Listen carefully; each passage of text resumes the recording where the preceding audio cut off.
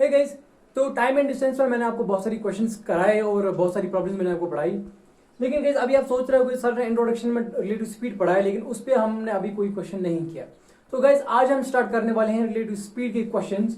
तो अगर आपने रिलेटिव स्पीड का जो कंसेप्ट है थोड़ा सा मैं आपको आज भी बताऊंगा, लेकिन अब अगर आपने वो अभी तक पूरा कंसेप्ट आपको नहीं मिला है तो हमारा पहला जो वीडियो है part first time and distance का, तो उसको प्लीज वॉच करें। मैं आपको डिस्क्रिप्शन में लिंक देता हूं, तो उसको पहले वॉच करें ताकि पूरा जो कंसेप्ट है आपका रिलेटिव स्पीड में आपको पता चले ये जो हम फॉर्मूला यहाँ पे यूज करेंगे वो कहां से आई। ठीक है, तो चलिए पहले क्वेश्चन पे हम चलते हैं, लेकिन उससे पहले मैं आपको थोड़ा सा आइडिया बताऊंगा फिर से रिलेटिव स्पीड का। तो गाइस रिलेटिव स्पीड के बारे में मैंने आपको क्या बताया, relative speed is just simply, relative speed जो है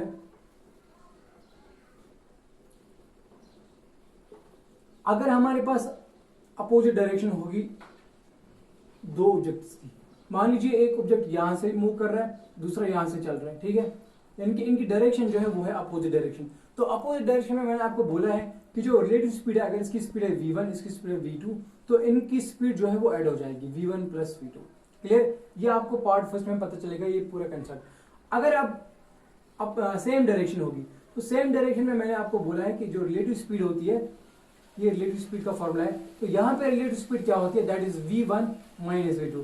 बस यानी कि अगर दोनों एक ही डायरेक्शन में चल रहे हैं, यानी कि v1 भी उसी डायरेक्शन में v2 भी, तब हमारी रिलेटिव स्पीड जो है वो माइनस हो जाती है। तो चलिए इन्हीं फॉर्मूला को देखते हुए हम कुछ क्वेश्चंस इन्हीं फॉर्मूले पे करेंगे। तो चलिए बस इतना आपको रिलेटिव स्पीड में याद रखना है। तो चलिए पहला क्वेश्चन हमारे पास है।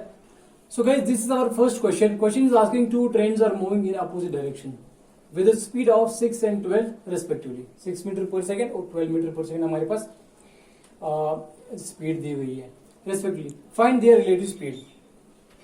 सो इस क्वेश्चन को हम गाइस कैसे करेंगे, बस अभी जो मैंने आपको फॉर्मूला बोला रिलेटिव स्पीड का, रिलेटिव स्पीड जब भी अपोजिट डायरेक्शन होती है, मैंने आपको अभी बोला वो होती है सम ऑफ द स्पीड, यानी कि v1 प्लस v2। मान लीजिए एक ट्रेन की स्पीड है v1, दूसरी ट्रेन की स्पीड है v2, और v1 का जो वैल्यू हमारे पास है वो है 6 और v2 का है 12। तो दोनों को प्लस करना पड़ेगा, 6 plus 12, so that is 18 metre per second जो है वो आपकी रिलेटिव स्पीड जो है, इनकी नेट स्पीड। सो मैं वी आर लिखूंगा। सो रिलेटिव स्पीड जो है इनकी अपोजिट डायरेक्शन में that will B 18 metre per second. तो आपका ऑप्शन सी है। सिंपल, इतना सिंपल क्वेश्चन है, बस आपको यही कंसेप्ट जो है वो आपको याद रखना है। तो चलिए और एक क्वेश्चन की तरफ। So guys one more important question we have. Two trains are moving in the same direction with the speeds of 15 and 21 km per hour. Respectively, what is the speed of the trains in respect of each other? यानी कि एक दूसरे की जानिब हमें speed निकालनी है, that means हमें रिलेटिव स्पीड निकालनी है। देखिए यहाँ पे डायरेक्शन जो है आपको बस डायरेक्शन का जो है चीज वो आपको ध्यान से देखनी है कि वो सेम डायरेक्शन है कि अपोजिट। यहाँ पे डायरेक्शन है सेम, तो सेम डायरेक्शन में मैंने आपको बोला है कि स्पीड जो है वो माइनस हो जाती है, यानी कि जो रिलेटिव स्पीड वी आर जो हमारे पास निकल के आएगी that will be v1 minus v2। Clear, क्योंकि सेम डायरेक्शन है।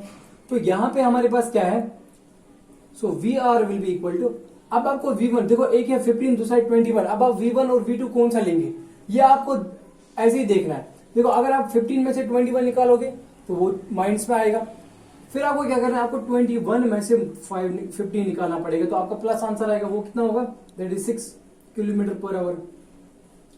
सो वी आर जो हमारे पास निकल के आएगा that is 6 kilometre per hour. क्योंकि यहाँ पे माइनस में कोई ऑप्शन नहीं है, तो आपको ये चीज ध्यान रखना पड़ेगा।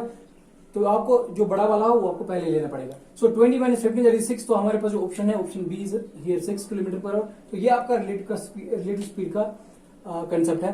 तो यहां से आप उसी चीज को फिर से अप्लाई करके आराम से इस क्वेश्चन को कर सकते हो।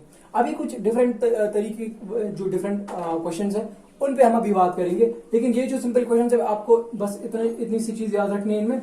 तो ये आपके हो गए क्वेश्चंस। अभी हम डिफरेंट क्वेश्चंस के साथ आते हैं। चलिए गाइस बहुत इंपॉर्टेंट क्वेश्चन है जो प्रीवियस ईयर्स में पूछा जा चुका है। The relative speed of A train in respect of car is 90 kilometre per our. अभी जो हम क्वेश्चन कर रहे थे ये उनसे डिफरेंट क्वेश्चन है, क्योंकि यहाँ पे रिलेटिव स्पीड वहीं से गिवन है हमें। So when the train and the car are moving in opposite direction, find the speed actual speed of the train if the car is moving with speed of 15 kilometre per hour. तो question तो आपने देखा हो। अब सबसे पहले आप क्या देखोगे, देखो यहाँ पे रिलेटिव स्पीड तो है, अब आपको देखिए डायरेक्शन कहां से है, तो अपोजिट डायरेक्शन। तो यहाँ पे सॉल्यूशन में सबसे पहले हम क्या करेंगे, आप जब भी ऐसे क्वेश्चन रिलेटिव स्पीड वाले क्वेश्चंस करेंगे तो सबसे पहले आप देखेंगे डायरेक्शन कौन सी है। यहाँ पे अपोजिट डायरेक्शन है, तो आपको पता है वी आर जो रिलेटिव स्पीड है that is v1 plus v2। ठीक है, फॉर अपोजिट डायरेक्शन। तो यहाँ पे v1 जो है वो हम रखेंगे स्पीड ऑफ ट्रेन, ठीक है, स्पीड ऑफ ट्रेन रखेंगे हम v1, और स्पीड ऑफ कार जो है वो हम रखेंगे v2। क्लियर, या जो भी आपकी मर्जी, आप v2 ट्रेन का रख सकते हो, v1 कार का रख सकते हो, कोई उसमें कोई बड़ी बात नहीं है, ठीक है। सो ना वी जो रिलेटिव स्पीड दोनों की है वो है 90, ठीक है, क्योंकि in respect of each other तो 90 किलोमीटर पर आवर है। सो 90 है relative speed equal to v1 जो है हमारे पास, हमें निकालना है v1 क्योंकि हमें एक्चुअल स्पीड ऑफ ट्रेन निकालनी है, और कार की हमें स्पीड दी गई है that is +15 kilometre per hour.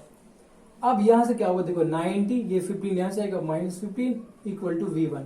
तो v1 जो है हमारे पास निकल के आएगा that is 75 kilometre per hour.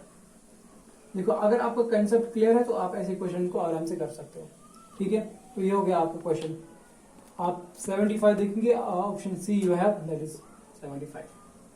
तो इतनी सिंपल सी ट्रिक्स आपको दिखा रहा हूं ऐसे क्वेश्चंस के लिए, बस आपको ध्यान रखना है ये कंसेप्ट जो है रिलेटिव स्पीड का, ये आपको अच्छे से क्लियर होना चाहिए, ठीक है।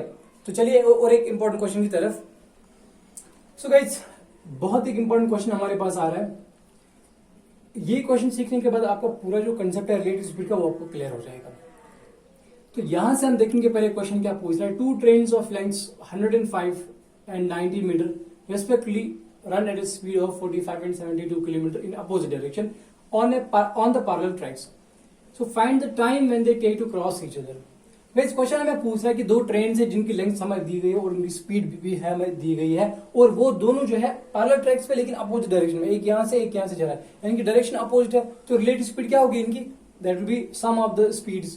तो हमें फिर निकालना है टाइम जब ये एक दूसरे को क्रॉस करेंगे। तो क्या करेंगे हम, सबसे पहले देखो भाई, सबसे पहले जो रिलेटिव स्पीड हमारे पास निकल के आएगी यानी कि वी आर हम उसको लिखेंगे। So that will be v1 plus v2 यानी कि 45 प्लस 72। लेकिन यहां से आपको ध्यान ये भी रखना है कि यहां पे आपको सोल्यूशन में यानी कि आंसर्स में, ऑप्शंस में आपको सेकंड्स में टाइम दिया है, लेकिन यहां पे आवर्स में स्पीड है। तो हमें इसको चेंज करना पड़ेगा मीटर पर सेकंड में पहले, ठीक है। तो सबसे पहले हम इसे ऐड करेंगे, 45 plus 72 that is 7 this 11। So 117 kilometre per our निकला हमारे पास स्पीड, रिलेटिव स्पीड दोनों की, क्योंकि अपोजिट डायरेक्शन है। अब ये जो किलोमीटर पर आवर है इसको हम चेंज करेंगे मीटर पर सेकंड में। तो कैसे करेंगे, so V R will be equal to 117 into, मैंने आपको सिखाया है जब भी आपको मीटर पर सेकंड में करना होगा you will multiply it by 5/18। Clear, 5/18 से मल्टीप्लाई कर रहे हैं। नाउ अब हम इसको थोड़ा सिंप्लीफाई करते हैं। 3 6 18, 3 3 9, 3 9 27, 2 13 sir. So 13 into 5 that is 65 divided by 2। Clear, तो हमारे पास 65/2 आ गया रिलेटिव स्पीड मीटर पर सेकंड में। क्लियर, अब हमें कोई चीज चेंज करने की जरूरत नहीं है। तो फिलहाल हमारे पास रिलेटिव स्पीड आ गई।